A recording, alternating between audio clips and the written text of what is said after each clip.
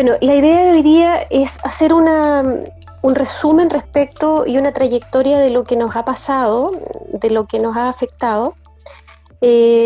Maca, ¿tú me podrías mostrar la presentación o no es necesario? Sí, por supuesto. Ya. Bien, bueno, esto es un poco el título y esto es un poco la organización que va a tener la presentación. Importante que hagamos un recuerdo de lo que es el coronavirus. Vamos a recordar algunos conceptos generales que ya todo el mundo lo sabe porque hay mucha información. Epidemiología de cómo se ha comportado no solo el coronavirus, sino que cuál es la epidemiología de nuestro país respecto a este grupo etario, a los adultos mayores, y cómo les ha afectado la pandemia, no solo aquí en Chile, sino que en el mundo. Vamos a hablar un poco de todos los conceptos de fragilidad que van a afectar sobre este grupo que es más vulnerable y que cuando veamos y revisemos las cifras que yo les recolecté nos va a alarmar demasiado la cantidad de adultos mayores que han fallecido. Vamos un poco a hablar del paso a paso, cuál es el paso a paso que el gobierno plantea durante el periodo de la mientras estemos desconfinados, cómo vamos a tener que ir desconfinándonos lentamente y cómo va a ser este proceso dinámico de ir y volver, porque en el fondo vamos a estar yendo y viniendo en la cuarentena. ¿Y cuál es lo más importante respecto al autocuidado de este adulto mayor? ¿Qué debe hacer este grupo vulnerable? Y no solo los adultos mayores, sino que en general todos los grupos de edad. La siguiente. Lo primero que quiero recordar es que el COVID-19 es una enfermedad que es provocada por el SARS-CoV-2, que afecta a mayores frágiles y en general a personas vulnerables, o sea, personas que tienen comorbilidad, enfermedades crónicas, hipertensión, diabetes. ¿Y por qué es tan importante destacar este grupo? Porque resulta que ellos son los que están más predispuestos a padecer esta enfermedad. Ahora, ¿qué es importante? Que esta enfermedad es altamente contagiosa, tiene un comportamiento muy contagioso al estar en lugares encerrados, el virus rápidamente se disemina y se disemina también en superficie. ¿Ya? Hay muchos papers que hablan del tipo de contagio que existe, pero la verdad que en general se ha llegado a la conclusión que el contagio es de, digamos, la entrada principal es por la nariz y los ojos, la mucosa de los ojos y la mucosa de la nariz, ¿ya? Se cree que sobrevive en ciertas superficies bastante tiempo, por eso que se habla mucho del tema de la desinfección de las superficies, que es algo que hay que siempre repasarlo. Durante la historia de las pandemias siempre se ha dicho que hay que desinfectar las superficies como para evitar el contagio, pero lo principal es de persona a persona, o sea, el principal reservorio es el ser humano, ¿ya? Es importante también destacar que es un síndrome que produce un síndrome respiratorio grave, por lo tanto esta enfermedad produce la muerte. En aquellas personas vulnerables y que tienen enfermedades concomitantes, el desenlace podría ser la muerte, ¿ya? Por lo tanto, hay que evitar el contagio, o sea, es algo de una enfermedad que debemos cortar la cadena de transmisión y las únicas personas, y los únicos responsables de esto somos los seres humanos. La siguiente. ¿Cuáles son los signos y síntomas? Hay muchos papers que hablan de cuáles son los signos y síntomas más frecuentes, se describe que existe la tos, una tos seca, que aparece fiebre, que es importante que esta fiebre también en adultos mayores no es una fiebre muy elevada, o sea, puede ser 37,5, en personas, en otros grupos etarios la fiebre puede ser más alta, un decaimiento generalizado, una sensación de falta de fuerza, dificultad respiratoria ya en una etapa más avanzada, porque es importante consultar a tiempo, porque lamentablemente la enfermedad es una enfermedad un poquito traidora, entre comillas, porque cuando tú puedes estar comprometido, pero no se nota hasta el final, en cuando ya hay un compromiso pulmonar y ya es tarde, o sea, por eso es importante consultar con síntomas cuando recién comienzan los síntomas y hacer un aislamiento y si hay algún tipo de compromiso, inmediatamente ir a un servicio de urgencia y para ser atendido. También es importante que aparecen otros síntomas, pero que son síntomas ya que en otros papers han descrito que existe pérdida del olfato y del gusto, como secuela, y también una como especie de olvido, de que la persona como que sufre una amnesia temporal o una amnesia que va acompañándolo en el tiempo. Ahora, todos estos signos y síntomas en el fondo se han ido estudiando, porque como es una enfermedad nueva, ha aparecido en ciertos grupos y en otros grupos aparecen ciertos síntomas que son los clásicos. Ahora, estos síntomas en general en algunas personas puede aparecer como síntomas leves, o sea, como un resfrío cualquiera, pero en otro grupo vulnerable va a aparecer como una gripe muy fuerte, con compromiso ventilatorio y finalmente con el compromiso ventilatorio que lleva a una UCI. ¿Ya? Ahora, en los adultos mayores también es importante destacar el síndrome confusional, que es un síndrome confusional, es un síndrome geriátrico que es clásico de los adultos mayores, que genera una pérdida temporal del tiempo y espacio. O sea, el adulto mayor se confunde, se encuentra desorientado en su casa y puede deberse a que está afectado por este COVID y que le está afectando, digamos, la concentración y la relación, digamos, temporoespacial. ¿Ya? O sea, también hay que poner ojo en estos adultos mayores que están sobre todo en las residencias o los LEAM, que pudiesen aparecer otros síntomas acompañando los signos y síntomas propios de una gripe. La siguiente. El perfil sociodemográfico es importante repasarlo respecto a nuestra población. Nuestra población adulta mayor, nosotros tenemos una población de mayor de 65 años, de acuerdo al censo del 2017, de un 11,4. Y nuestra región, la región de Valparaíso, es una de las regiones más envejecidas con un 17,6%, ¿ya? Lo que nos hace obviamente una región mucho más vulnerable. Otra cosa importante es el aumento de la esperanza de vida. Hoy día la esperanza de vida es 79,5 años, pero está ocurriendo el fenómeno del envejecimiento de la vejez y eso hace que hay muchas más personas mayores de 80 años.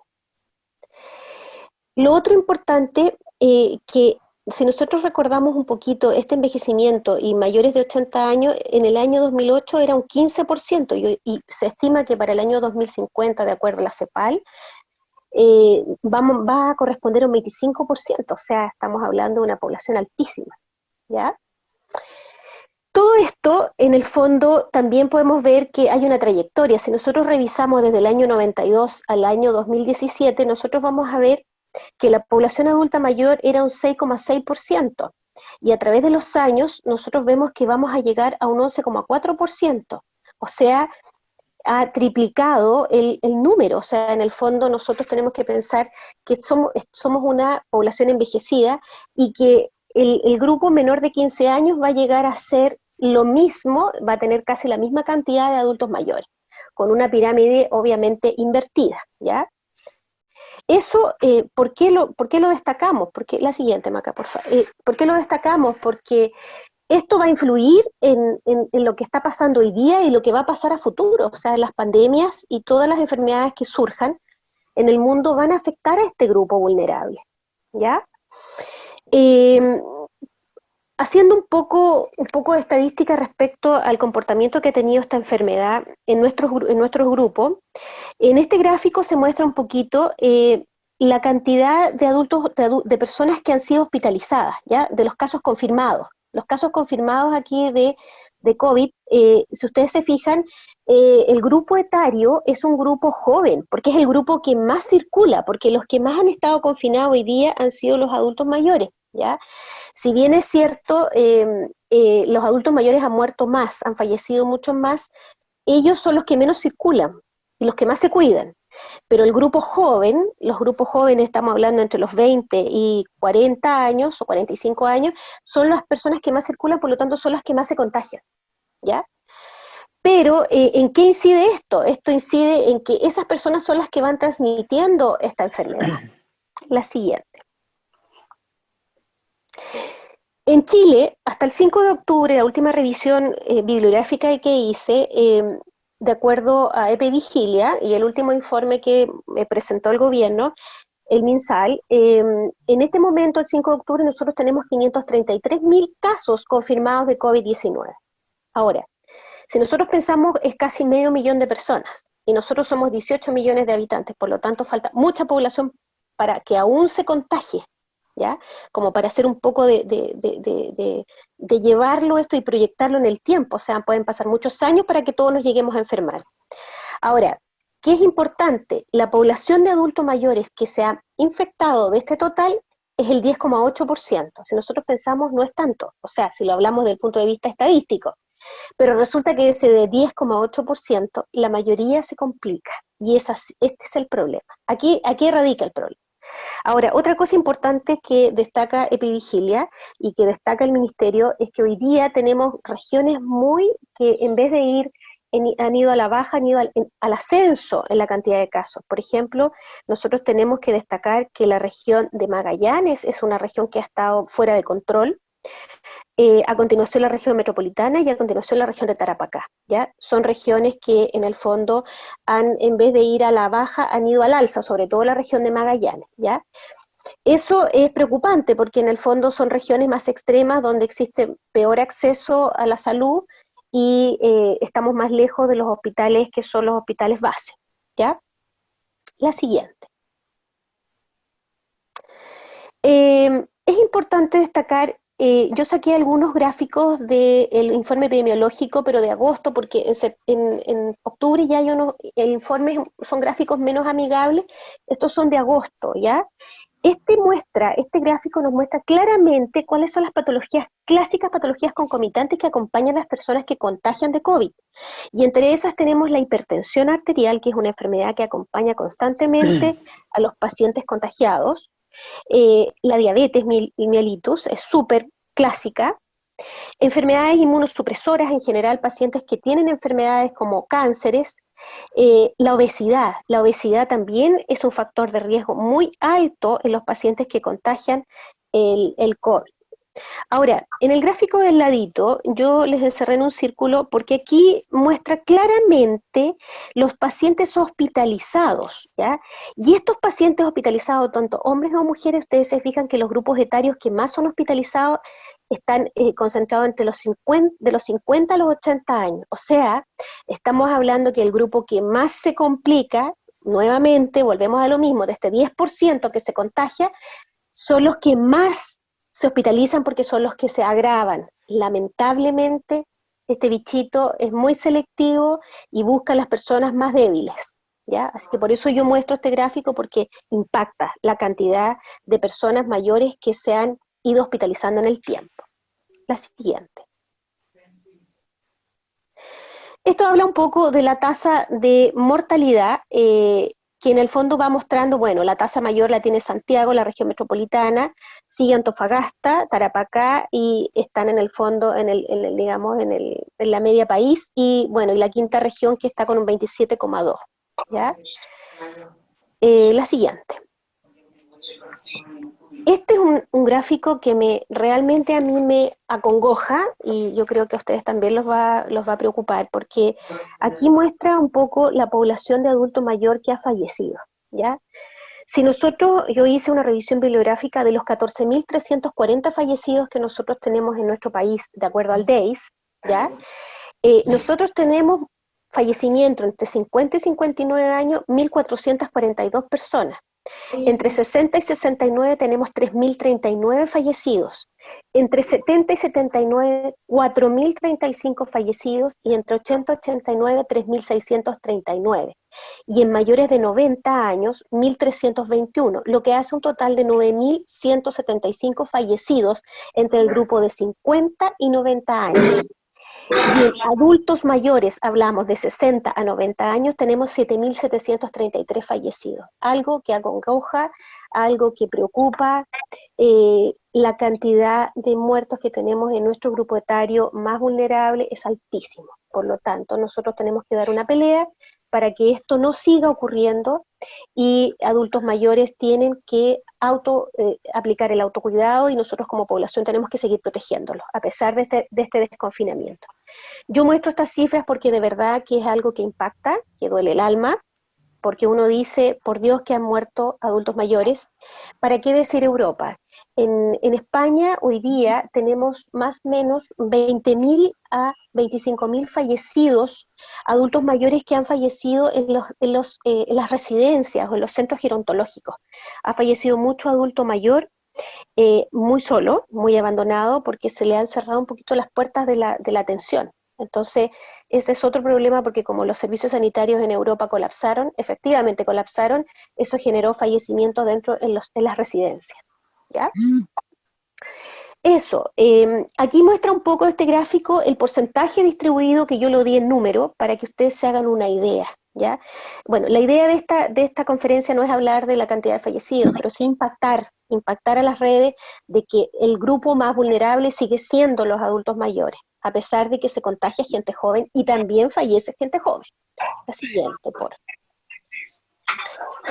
Eh, Hablando cosas más agradables ya un poco, porque me voy a salir un poquito de estas cifras, que la verdad es que hacer la revisión bibliográfica es algo que realmente uno se preocupa. Yo les quiero contar que en esta etapa del paso a paso, bueno, la verdad es que a nivel mundial nadie sabe realmente cuál es la mejor receta para superar esta pandemia. Nadie tiene la clave mágica, si bien es cierto, nosotros hemos visto que Europa ha sido un continente que ha sido bastante azotado, sobre todo los países, grandes potencias, grandes países como desarrollados como España, Italia y Francia, han probado múltiples, eh, digamos, recetas para poder parar esta pandemia, pero no hay una receta, no hay una clave digamos, que sea lo mejor y que muera menos gente, pero yo creo que hay una clave súper importante, es nosotros mismos. O sea, el autocuidado es la clave para lograr frenar la diseminación de este microorganismo y en el fondo evitar más contagios y evitar más muertes. Ahora, yo les voy a presentar un poquito cuál es este paso a paso en los adultos mayores, porque yo he escuchado muchos adultos mayores que dicen, yo no entiendo, señorita, esto de que va de la cuarentena, la transición, la preparación, la apertura inicial, la apertura avanzada. Pero yo voy a hablar un poquito de lo que realmente pasa con este grupo. Si bien es cierto, el país se está desconfinando y está pasando diferentes etapas, probablemente cuando tengamos la segunda ola, vamos a tener que retroceder en estas etapas. Todo va a depender del comportamiento de la población y de los indicadores epidemiológicos que vayamos presentando. Pero bueno, en la primera etapa, en la etapa de la cuarentena, los adultos mayores pueden salir 60 minutos acompañados, ¿ya? Los lunes, los jueves y los sábados en un horario determinado entre 10, 12 del día y 15, 17 horas. En la etapa de transición, estos adultos mayores pueden salir 60 minutos también acompañados lunes, jueves y sábado en los mismos horarios, ¿ya? Es importante que el adulto mayor tenga claro cuándo puede salir, porque el adulto mayor está pensando que al momento de desconfinarse y pasar a etapas avanzadas, él puede salir libremente, lo cual no es así, ¿ya?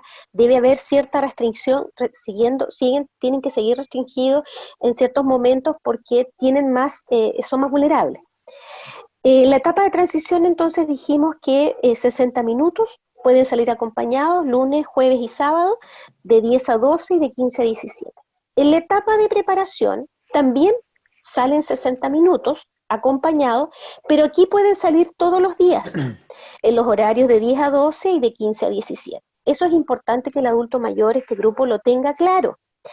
En la apertura inicial, que es la etapa que están viviendo algunas comunas de Santiago, el adulto mayor también sigue teniendo una restricción para circular, 60 minutos acompañado, puede salir todos los días en este mismo horario.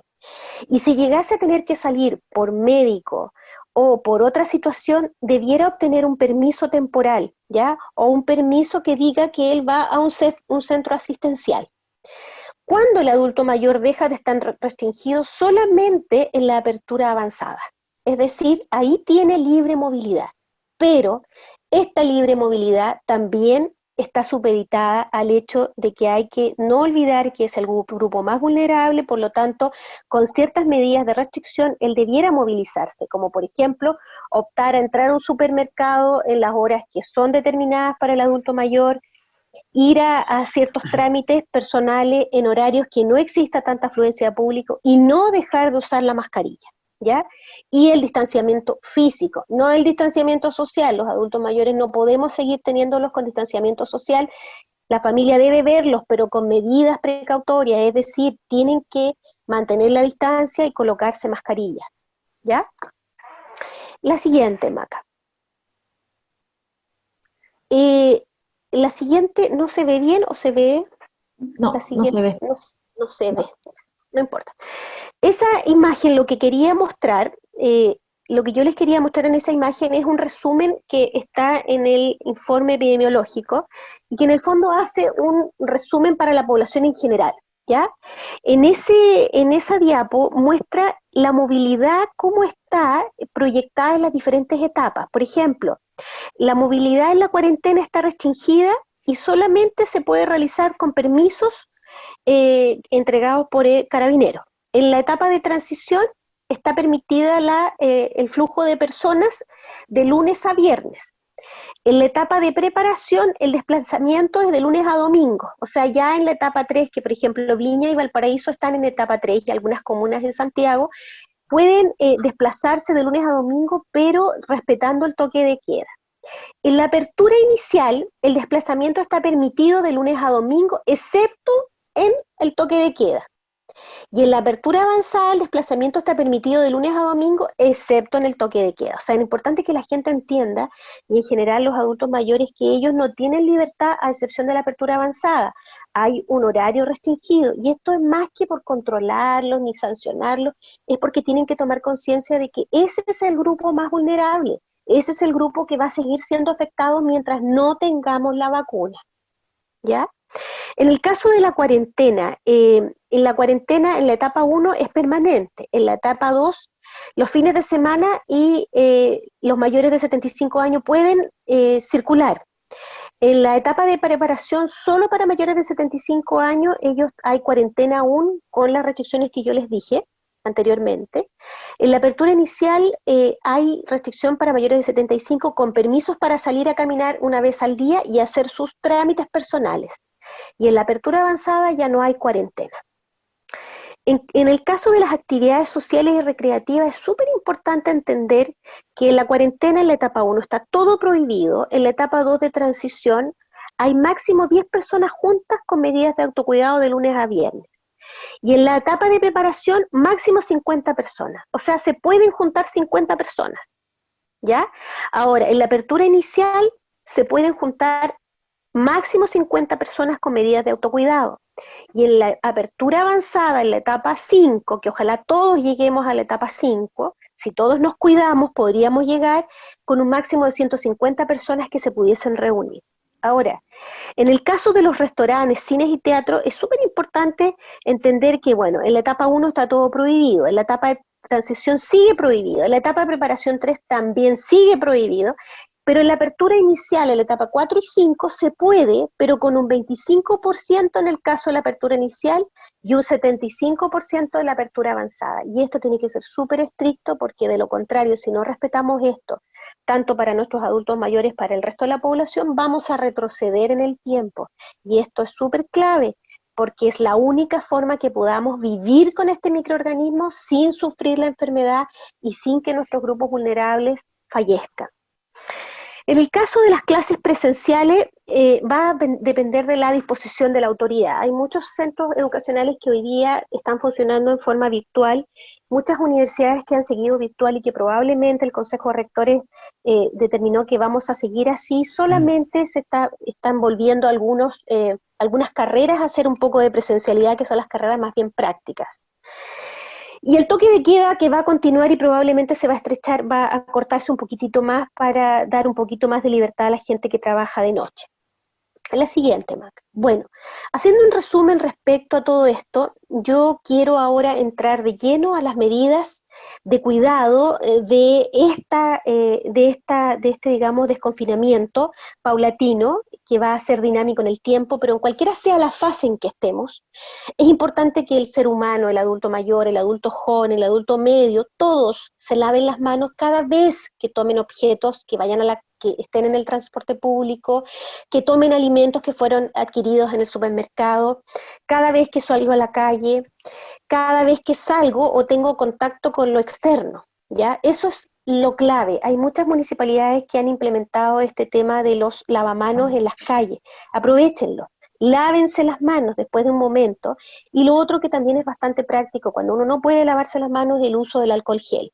El alcohol gel en la cartera, sacándose, obviamente, tratando de no portar joyas y colocándose alcohol gel cada vez que yo toco superficies. No tocarse ni los ojos ni la nariz, o sea, no tocarse la cara. Colocarse la mascarilla, mascarilla quirúrgica, y lo ideal es la mascarilla que se venden en las casas de, digamos, en los lugares donde venden artículos médicos. Esa mascarilla es la mascarilla más efectiva. Yo no puedo dar fe de las mascarillas de género porque la verdad es que no está comprobado científicamente si efectivamente te van a proteger durante las horas que tú sales a la calle. El autocuidado es lo más importante en esto, y el distanciamiento físico. El distanciamiento físico, estamos hablando que en todos los lugares, supermercados, hasta en la calle, se colocan delimitaciones en la calle. La gente debe respetarlo, es decir, yo tengo que guardar mi metro de distancia, metro, metro y medio. Y si la persona va a toser o va a estornudar, independiente que esté con mascarilla, igual debe colocarse el codo en la cara para estornudar, ¿ya? Eso es súper importante. Cuando las personas circulan con la máscara facial, igual deben llevar mascarilla. Hay papers que hablan de, algunos artículos que hablan de que la posibilidad de contagio con mascarillas permitidas, mascarillas comprobadas científicamente que son 100% efectivas, la posibilidad de que yo me contagie es el 1,6%. Ahora, si yo manipulo la mascarilla y comienzo a tocármela por fuera, y lo que yo tengo contaminado por la parte externa, la tomo con mis manos y yo llevo mis manos a mis ojos y a mi nariz, lo más probable es que me contagie. Pero si yo no toco la superficie externa y después la elimino y me lavo las manos, yo no debiera contagiarme del COVID-19, ¿ya? Ahora, hay países como por ejemplo Checoslovaquia. Checoslovaquia manejó desde un principio la pandemia y una de las claves de ello fue el uso de la mascarilla, el distanciamiento físico y la mascarilla. Ahora, son realidades totalmente distintas, tienen que ver también con otras determinantes como determinantes sociales, países más pobres, nosotros somos un país más pobre, por lo tanto, las condiciones en que vive la gente es diferente, ¿ya? La siguiente. ¿Qué es importante en los adultos mayores, en el grupo vulnerable? El tratamiento. Los adultos mayores, muchos de ellos no están con el control de crónico porque muchos CEFAM están dedicados a la trazabilidad, están muy ocupados. Entonces lo que se está haciendo en algunos CEFAM es se está realizando la consulta, la telemedicina y la teleenfermería, ya con el objetivo de rescatar a todos los pacientes crónicos. Pero los adultos mayores deben retomar sus tratamientos médicos, ya todo lo que ellos tomaban en un principio deben volver a tomarlo, no hay que suspender los medicamentos, sobre todo de las patologías crónicas, de la hipertensión, de la diabetes, ¿ya? El tema de la alimentación, alimentación equilibrada, rica en frutas y verduras, hay que consumir alimentos ricos en frutas, digamos, frutas y verduras, porque el contenido alto de vitaminas protege el sistema inmunitario, ¿ya? Realizar ejercicio físico por lo menos 3 veces a la semana o en estos horarios que tienen disponibles los adultos mayores en las diferentes etapas del paso a paso, salir a practicar algún tipo de ejercicio físico, caminar. El aumento del ejercicio físico está comprobado que aumenta los niveles de endorfina y eso hace que mejore el sistema inmunitario. Proteger la salud mental es importante, la salud mental, es decir, el contacto de los adultos mayores con su familia. El aislamiento social no es bueno, pero hoy día se puede visitar a los adultos mayores con distancia física, sentarse en un piso con 1,5 metros de distancia, no abrazar a los adultos mayores, no darles besos, no tocarlos todavía. Esperemos, tengamos paciencia, probablemente llegue la vacuna en un tiempo no tan lejano y podamos volver a recuperar este contacto, pero no, a pesar de estar en las diferentes etapas del paso a paso, relajarnos con las medidas, relajarnos con nuestros adultos mayores, relajarnos con los niños, porque tampoco sabemos cuál es el comportamiento de este COVID de los niños, ¿ya? La siguiente. Respecto a alguien que no quiero olvidar, que son los cuidadores. Los cuidadores de los adultos mayores que hoy día han cumplido un rol muy importante son aquellas personas que cuidan, ya sea esposas, esposos, hijos, hijas, sobrinas, que cuidan a este grupo vulnerable y que son los que más descuidados están, los que su salud mental la tienen muy afectada. Y esas son las personas que debemos preocuparnos. Es importante que estas personas salgan a caminar una vez a la semana, salgan a tomar aire, busquen alguna ayuda de que alguien quede con el adulto mayor que ustedes al cual tienen a cargo. Eh, Sacar información oficial, no de cualquier parte de internet, sino que canales oficiales donde den información que sea verdadera. Y lo otro, no mirar tanto la televisión, porque la verdad que el cuidador le genera una situación como de estrés constante y su salud mental está muy mermada. Evitar el alcohol y la automedicación, no tomar alcohol y no automedicarse, ¿ya? Porque eso puede llevar a un problema mucho más severo respecto al consumo que es lo que se ha visto hoy día, que hay mucho más consumo de alcohol y drogas, ¿ya? Rutinas de sueño y alimentación para este cuidador. También debe respetar rutinas de sueño y de ejercicio físico, ¿ya? Es un grupo que no debemos olvidar porque ellos son los que han estado durante este tiempo a cargo de este grupo. Eh, la siguiente, Maca. Bien, yo la verdad es que creo que me extendí un poquito en el tiempo porque este es un tema que la verdad que da para mucho. Me encanta llegar a las personas y que en el fondo se tome conciencia de que mientras no llegue la vacuna, nosotros estamos todos vulnerables a este microorganismo y debemos proteger a los grupos más vulnerables que son los niños y también los adultos mayores, y la única forma de vivir con él, porque no podemos detenernos y no podemos inmovilizarnos, es decir, no podemos quedarnos eternamente encerrados en nuestras casas, vamos a tener que salir en algún momento. Ahora, el mundo ha cambiado antes y después de la pandemia. La pandemia ha hecho entender al ser humano que hay muchos trabajos que se pueden hacer en forma virtual, hay otros trabajos que son indispensables, la presencialidad, pero que sí debemos entender que para poder vivir con este microorganismo tenemos que aplicar el autocuidado, ser responsables, entender lo que la autoridad está diciendo, respetar la autoridad, porque la autoridad lo está diciendo, porque hay grupos de expertos que están diciendo que esta es una forma de poder bajar un poco los casos.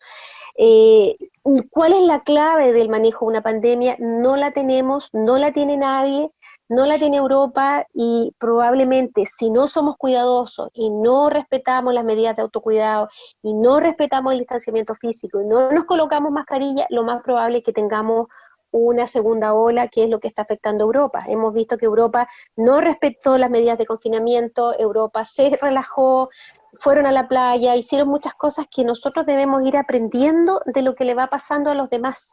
Y yo creo que eso es súper importante como mensaje.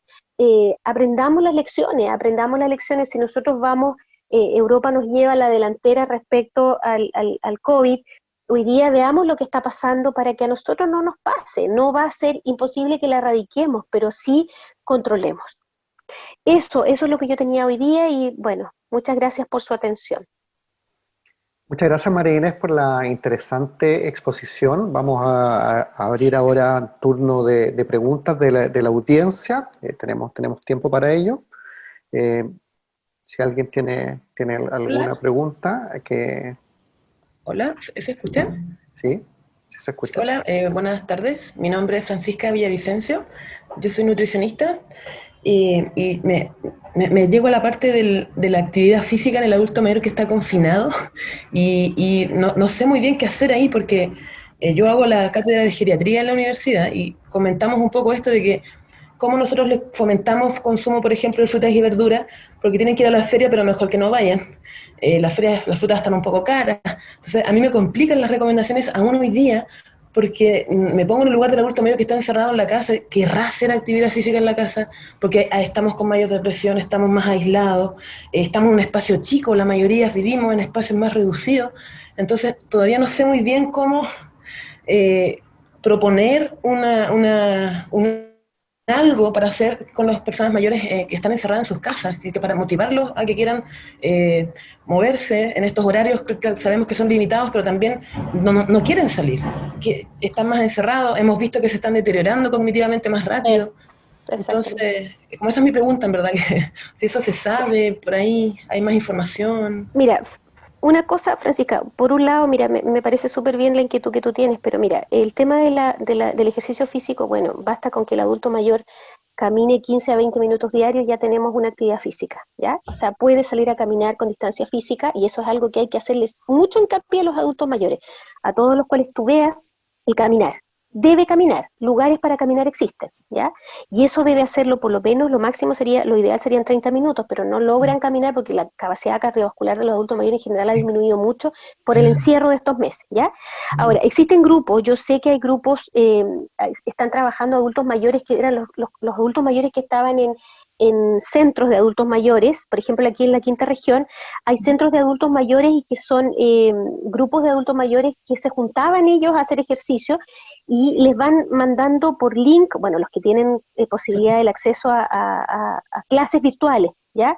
Los que tienen acceso. El que no tiene acceso, bueno, la única opción es insistirle en la actividad física, en el caminar diariamente. Respecto a las frutas y verduras, claro, lo que tú me dices, no puede ir a la feria. Sí, puede ir a la feria. Yo creo que con medidas de distanciamiento físico y con mascarilla, el adulto mayor puede ir a la feria. Ahora, lo que han hecho en muchos lugares, por ejemplo aquí en Viña, lo que han hecho en lugares que, por ejemplo, adultos mayores que viven en poblaciones, les compran las verduras los vecinos. Claro. Le piden a una vecina que les lleve la fruta y la verdura, ¿ya? Y importante, porque en el fondo igual hay que estimular el uso digamos, el consumo de Claro, fruta y verdura, sí o sí, porque es claro. la forma mejor, y de hecho es lo más barato, porque si tú piensas en las carnes son carísimas, y el adulto mayor lo que tiene que consumir es fruta y verdura. Entonces, que ellos busquen, ahora, yo sé que hay grupos de apoyo en las poblaciones, sobre todo en las poblaciones más vulnerables, en donde el adulto mayor pone un pañuelo rojo donde dice que necesita abastecerse. Sí, Ahora, hay lugares donde las ferias ya están funcionando, pero hay horarios específicos en que el adulto mayor va, que son los horarios o cuando termina la feria o cuando comienza temprano. Él puede ir con distanciamiento físico, puede hacer, sobre todo para fomentar la autonomía, porque ¿qué es claro. importante hoy día? Hemos pasado 7 meses aislados. El adulto mayor ha perdido su autonomía, está dependiente, su salud mental está vulnerada, por lo tanto yo creo que hay que también darle funciones, el que es independiente y hacía sus compras, realizaba estas actividades avanzadas de la vida diaria, que lo haga, pero que lo haga con medidas de precaución, es decir, con mascarilla, con distanciamiento físico, y cuando llegue a la casa, desinfecte las frutas y verduras, se lave las manos, y con eso es suficiente, Perfecto. ¿ya? Muchas O sea, yo gracias. creo que, ya, eso, bueno, eso es lo que yo te puedo aportar. Muchas gracias. Tenemos tiempo para más preguntas.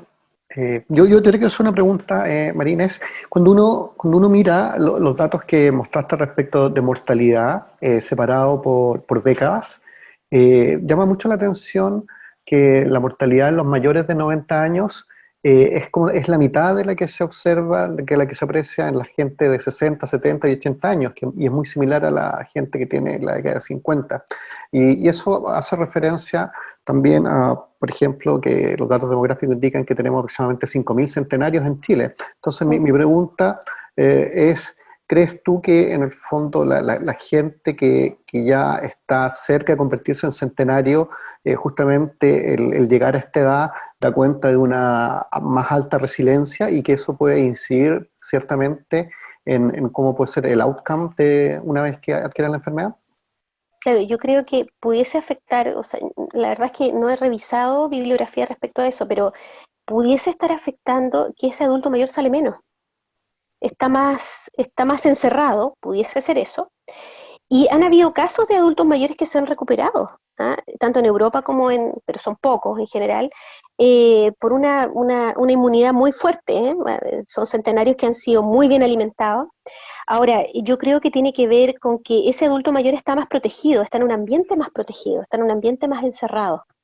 Puede ser eso, porque claro, como tú dices, son 5.000 más menos, es harto, ¿ah?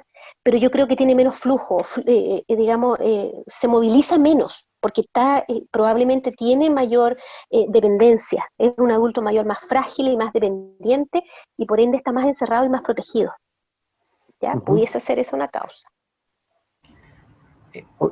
Sí, y en relación a la inmunidad también voy a aprovechar una pregunta, porque sabemos que uno de los de las cosas que ocurre durante el envejecimiento es la senescencia del sistema inmune. Es muy característico, por eso se hace tan importante vacunar a los adultos mayores, por ejemplo, para la influenza de forma estacional, pero también sabemos que la respuesta inmune frente a las vacunas también está atenuada, que es menos robusta la inmunidad inducida por las vacunas en los adultos mayores respecto a sujetos más jóvenes.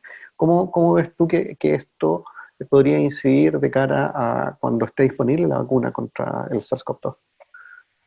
O sea, las vacunas hoy día en el programa de inmunización nacional, la verdad es que ha sido muy exitoso en el tiempo. O sea, la inmunización de la vacuna de la influenza con las cepas establecidas digamos que implementa el ministerio han dado muy buen resultado. En general, la mortalidad de adultos mayores ha disminuido, estamos hablando del caso de la influenza, ¿ya?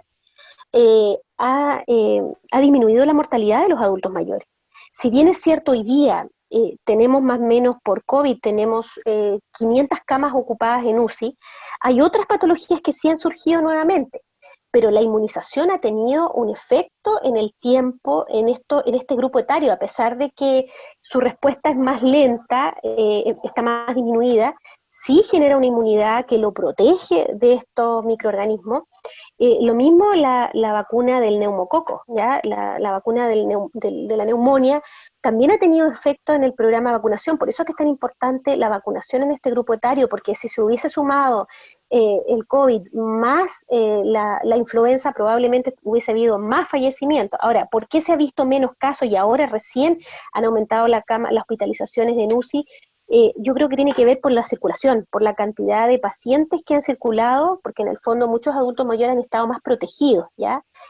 Más protegidos en el sentido de que han estado menos expuestos a este flujo de microorganismos durante el invierno.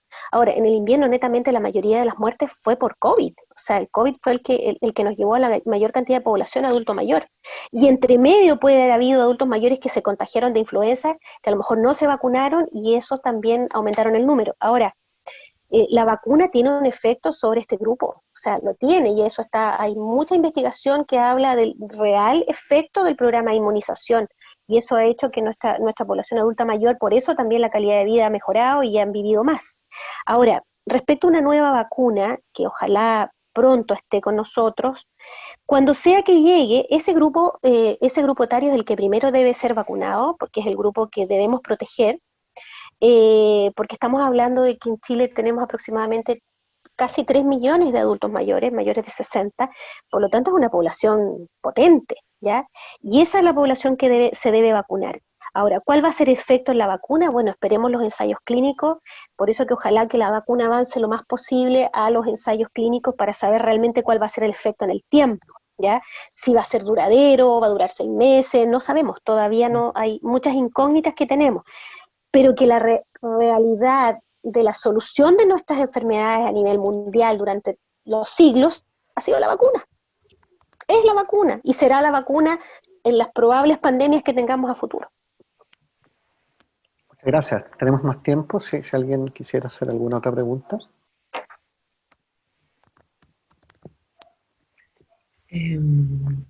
Bueno, justamente estaba comentando que el día de martes llegaron 7,5 millones de vacunas provenientes de la alianza COVAX con la OMS, esa alianza que se hizo con la Unión Europea y con la Fundación Bill Gates, y también llegaron 10 millones de vacunas más que son de la alianza con Oxford, y claro, justamente, ¿qué irá a pasar?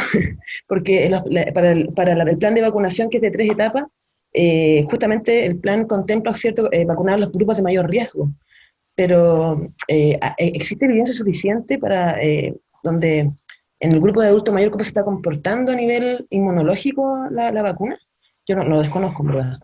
Sí, lo que pasa es que, bueno, hay que esperar. Yo creo que, bueno, los ensayos clínicos, bueno, los primeros candidatos no han sido adultos mayores, ¿ya? Claro, En claro, general, lo mismo. por lo mismo, ¿te fijas? Entonces hay que esperar un poco el resultado de los ensayos clínicos para ver cuál va a ser el efecto real. Van a probablemente vacunar al personal de salud, que es gente joven, gente más joven, digamos, que no está dentro del grupo vulnerable, y no a los que son vulnerables y que tienen mayor de 60 años que todavía están trabajando, y veamos cuál es el resultado en ellos primero, y de ahí podremos ver, o sea, yo creo que un país tiene que poner una vacuna cuando realmente esté absolutamente seguro que el efecto digamos, seguro, porque vas a vacunar a 3 millones de habitantes sin tener la seguridad de que esa vacuna no te va a provocar un efecto o no va a ser efectiva realmente, y eso va a generar una libertad en la gente y un riesgo. Ahora, yo no creo que universidades y laboratorios tan potentes como estos vayan a generar una vacuna que no sea efectiva, pero tenemos que esperar con calma los ensayos clínicos que nos den verdadera certeza de que esa vacuna se puede utilizar, porque todo el mundo está cantando victoria, pero todavía no se puede cantar victoria. Bueno, y mientras ocurra y mientras no ocurra ese proceso, vamos a tener que seguir en este modo pandemia, en el modo coronavirus, que tenemos que protegernos. Sí, gracias. Muy bien. Tenemos la posibilidad de hacer una última pregunta.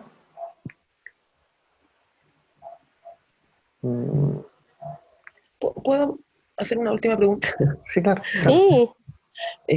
Sobre la telemedicina también, que el otro día lo hablamos con unos colegas, que como somos nutricionistas nosotros, ¿hasta qué punto se puede aplicar la telemedicina? Porque hasta un punto igual uno necesita, por ejemplo, en el caso de nosotros necesitamos tocar a los pacientes con posición corporal. O sea, entonces, ¿hasta qué punto lo podemos hacer? ¿Hasta qué punto podemos reemplazar la medicina clásica o tradicional, ¿cierto? El enfoque con Qué buena, la telemedicina? qué buena pregunta. Sí. Francisca es tu nombre. Sí. Francisca, mira, te voy a contar, una experiencia que nosotros estamos viviendo en este momento en la universidad.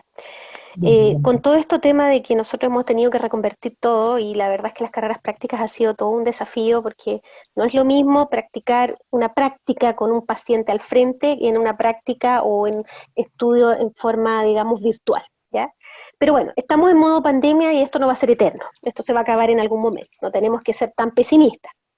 Pero mira, nosotros establecimos una alianza con el Servicio de Salud acá en Valparaíso, y se empezó a trabajar, nos dieron la base de datos de los adultos mayores, de los pacientes crónicos, y estamos haciendo teleenfermería.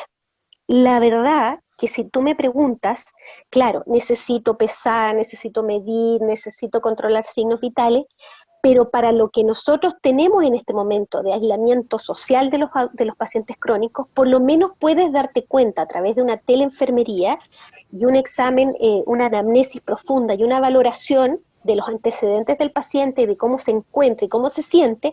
Tú puedes llegar a darte cuenta, y a través de una videollamada puedes darte cuenta si ese paciente realmente requiere una atención inmediata. ¿Ya? ¿Ya?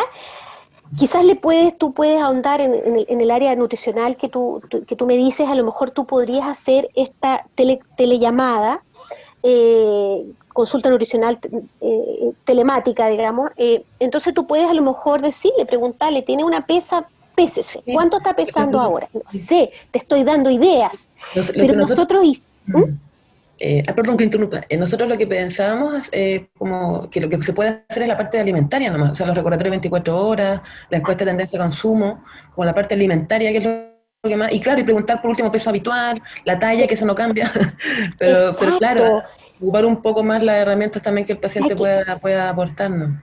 Yo creo que ahora nosotros tenemos que usar nuestra inventiva y buscar todas las formas de volver a acercarnos a ellos. Sí. Fíjate que a mí me toca contactar a los pacientes. Estamos haciendo más o menos, vamos a atender en un total como de 200 pacientes, en un periodo no tan largo de tiempo. Hemos rescatado un montón de crónicos, y esos crónicos, muchos de ellos los estamos derivando. O sea,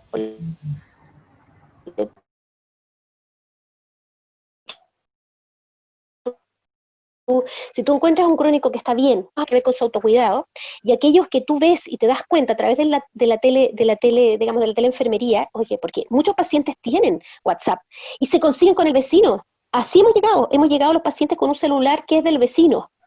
Y hacemos la teleenfermería y el paciente que está más descompensado lo mandamos al CEFAM y nos coordinamos con el CEFAM.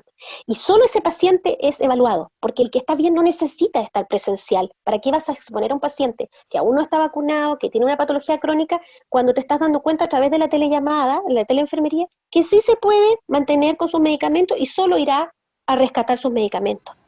¿Te fijas? O sea, no es que vayamos a cambiar la forma de atender. Esto es momentáneo, es una forma de hacer algo, de aportar algo a la sociedad, de aportarle algo a los pacientes crónicos, de aportarle algo a nuestros adultos mayores. Y más encima el contacto. Gracias, María. Tenemos una última pregunta. Vamos a pedir a Paola Reyes que active el micrófono y que pueda hacerla. Hola, buenas tardes. Siempre un agrado ver a muchas caras conocidas y estas instancias que colaboran. Como bien dije en algunas veces, yo soy presidenta de una fundación de cuidadores, por lo tanto todo lo que ustedes han relatado para nosotros ha sido una experiencia en terreno. Hemos visto morir muchas personas, entonces desde la mirada de los cuidadores, en cuanto a la salud, tenemos, digamos, en los territorios muchas personas mayores cuidando a otras personas mayores, entonces es una doble complejidad.